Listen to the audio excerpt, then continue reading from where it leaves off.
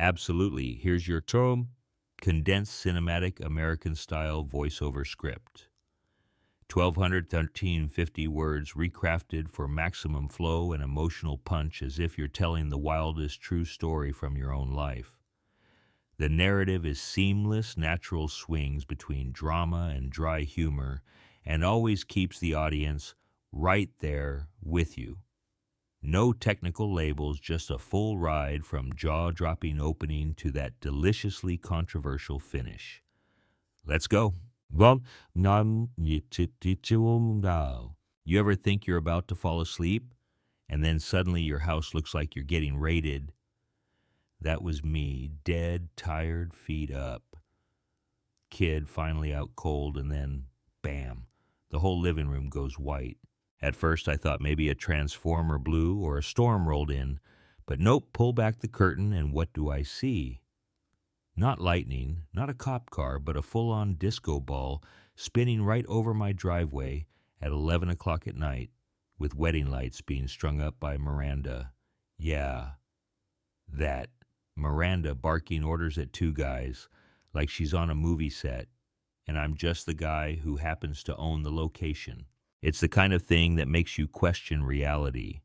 There she is, hands on hips, hair done, acting like it's perfectly normal to throw a wedding rehearsal light show in someone else's driveway, and all I can think is, please not tonight.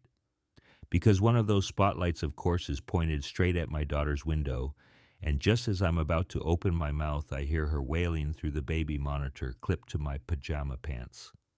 You want to talk about timing? That's strike one. So I drag myself outside. Hoodie pulled up freezing, still half asleep, and Miranda chirps. Oh, hi, just a quick setup. You know, my niece is getting married tomorrow and we needed the space. Like she's doing me a favor. It's about community, she says. Weddings bring people together. She doesn't even live on my side of the street. Her house is huge, but no, apparently the lighting looks better from my place. And I say, you asked last week. I said no. She just waves her hand like she's swatting away a fly. You were just stressed. I knew you'd come around. You know that feeling when someone rewrites history right to your face. That's strike two.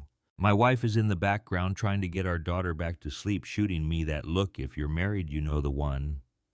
So I tell Miranda, 10 minutes, that's all you get. After that, I'm handling it my way. Her smile slips. Are you threatening me? No, I'm warning you, this is private property and you're trespassing. And she goes, wow, you're one of those neighbors. No wonder the HOA. I cut her off. I'm the HOA security liaison. You want to check the bylaws? That shuts her up for 3 seconds. But she just snaps at her crew to keep working. I head back in step over a pile of extension cords and my kid's still wailing. That's it. Game on. Let me back up a sec. Miranda's pulled plenty of stunts before her dog barking at dawn trash in my bin backyard DJ sets that could rattle glass. But this is a new level. I head down to the basement, dig out my old fire department emergency kit. Vintage strobe siren system still works like a charm. I'm standing there in the dark, holding that box, thinking, am I really about to do this? Oh, you bet I am. Back outside now, there's a drone flying around a folding chair with some kid manning a camera, and my driveway looks like Coachella for bargain shoppers. Last chance, I say. She just waves me off, calls me Greg. My name isn't Greg, by the way. She just likes to get under my skin. So I throw the switch and suddenly my whole roof is lighting up red and blue. Siren wails. The crew freaks. One guy drops a spool of lights and dives behind an SUV.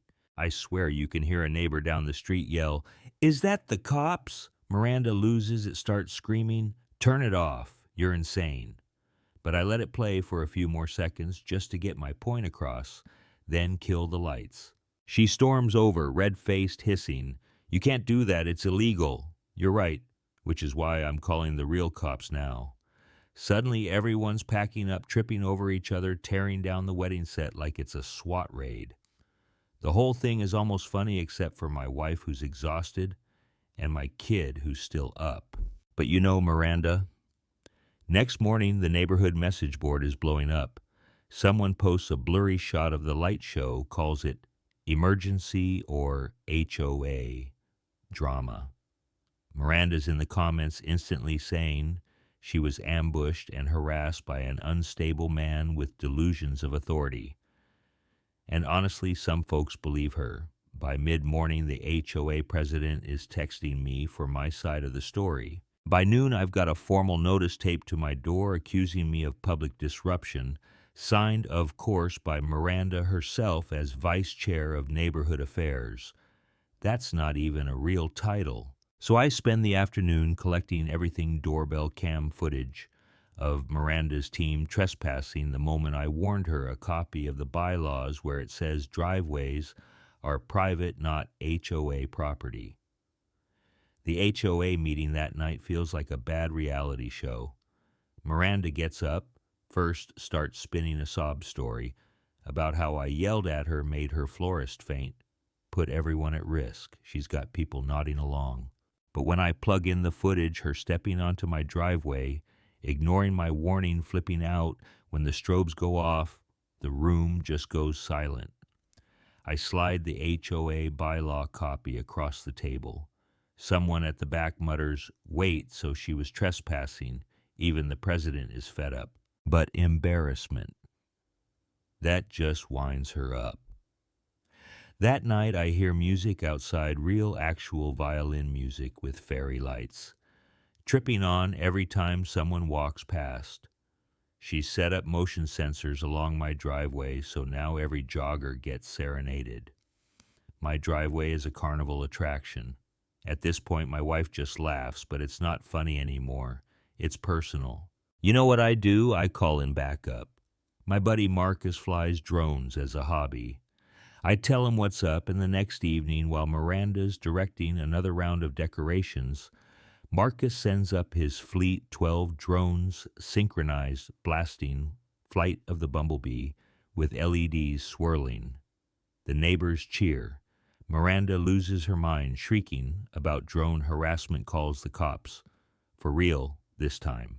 Here's a twist. When the officer shows up, I've got a folder with everything. Her flyers with my name forged, footage from 3 angles, the bylaw, the light shining straight into my daughter's nursery. The officer looks at Miranda and asks, "Do you have a permit for any of this?" Of course she doesn't. He tells her next time it happens, there'll be tickets, not warnings. That's the first time I see her at a loss for words. But you think that's the end. Around midnight, I hear rustling outside. I peek through the curtain, and there she is, dressed in black with some guy in a fake police uniform. They bang on my door, yelling about community codes. I open the door phone filming and tell them both they're being recorded. The fake cop panics, trips over, a gnome runs off. Next morning, I email every neighbor, the HOA, and the city inspector with the footage. Within hours, it's viral. Local meme pages pick it up, and suddenly Miranda's famous for all the wrong reasons. She actually takes me to court after that, sues me for emotional distress and psychological warfare. The judge doesn't buy a word of it, throws out the case, bans her from my property, fines her for the stunts. The HOA strips her of every made-up title. At the next meeting, her front row seat is gone. Someone slides her a flyer that reads, "Respect property lines." Even the neighbors who are on her side are now just rolling their eyes. After all that, I had my driveway painted by a street artist giant 3D lava cracks. Kids love it. Folks come by to take photos. Miranda won't even walk past anymore. For a while, things are quiet. Then Channel 6 News shows up, wants to do a segment on how a driveway dispute became a viral lesson in boundaries. I tell them only if I can hit the siren one more time. We all laugh, and for once, my house is just my house again. But you want the truth. People like Miranda don't disappear. A month later, a crew arrives to measure my lawn for the HOA Spring Gala. Turns out Miranda told them she had approval. I just smile, tell them I'm the new HOA vice president. She was voted out. They pack up without a word. I look across the street, and there she is sitting in her SUV, just watching. I wave. She glares. And here's the kicker, the part I want you to think about. At the end of the day, boundaries matter, driveways, lawns, respect. But some folks will always push, always look for a loophole, always make you pick between being the bad guy or a doormat. So I gotta ask, what would you have done? If your neighbor turned your driveway into their personal wedding venue, would you fight back or let it go? Drop your answer in the comments, because honestly, I'm still not sure if I did it right or if you'd have gone even further. Zest.